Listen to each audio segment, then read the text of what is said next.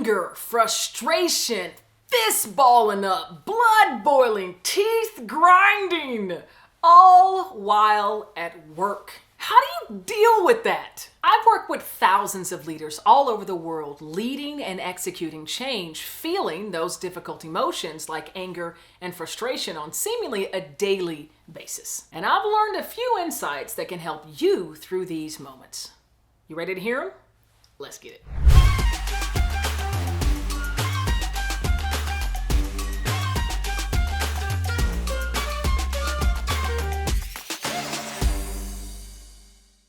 Dealing with anger and frustration while at work can be so challenging. Striving not to do or say anything that you may later regret, while having to deal with work, with people, with circumstances that inspire such strong anger and frustration within you. In this video, you're going to not only learn a key watch out when you're in one of these moments, but also a new way of thinking about emotion that you probably never thought of. And finally, you'll have a greater awareness of the opportunity that emotion might be inviting you into, beyond the emotion of throwing a chair across the room. First, let me start with a huge watch out when you're in one of these moments. When your blood is boiling, when your fists are balling up and you're trying to keep yourself from punching somebody in the face. The key watch out on this is do not suppress the emotion.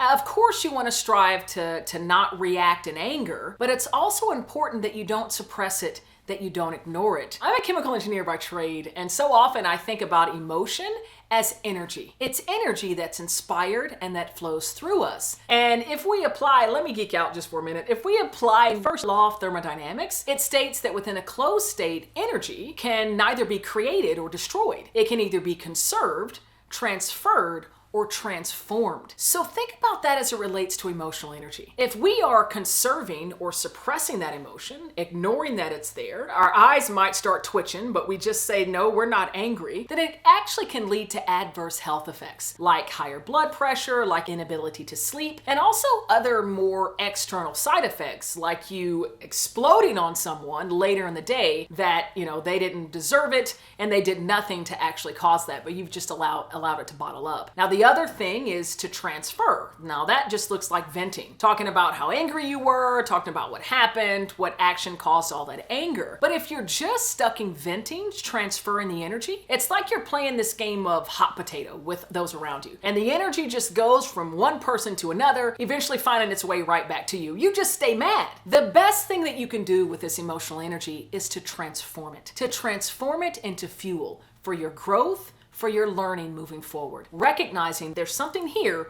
for me to learn to become better moving forward.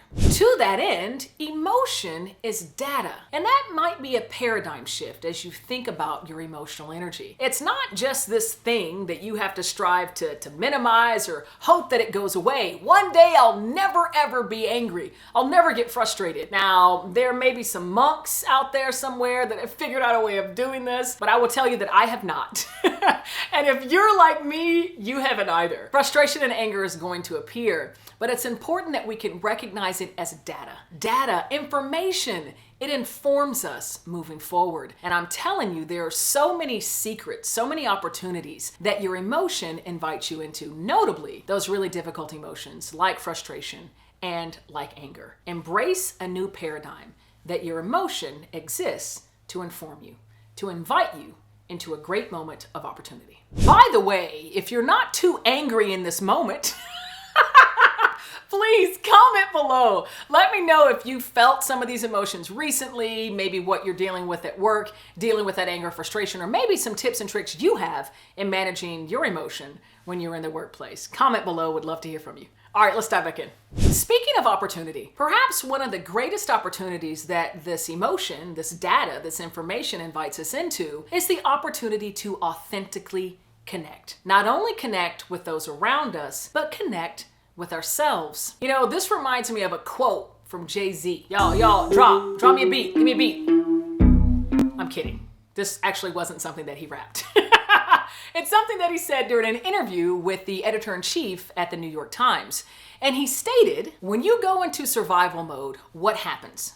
You shut down. You shut down all emotions. And then you can't connect. You know, what Jay-Z is brilliantly saying is that emotion, that energy, allows us to connect with another, connecting with those around us, as well as understanding and connecting with ourselves. When we shut them off, when we suppress, when we ignore them, we can no longer connect with those around us. So strive to step into that opportunity. Ask yourself, what is this emotion striving to tell me? What is it that I can learn about myself right now in this moment? And then how can I use this emotion, viewing it objectively as data, to share that experience with another so that they can understand what inspires anger or frustration within me, what I might be learning in that moment about myself, and then connecting with them as well. They might be experiencing their own anger, and you can sit in a moment of connection, maybe talking about how that anger or something might be inspired within the both of you. This is an incredible opportunity to connect authentically with another. And when you suppress emotion, when you think that emotion needs to be left at the door of business,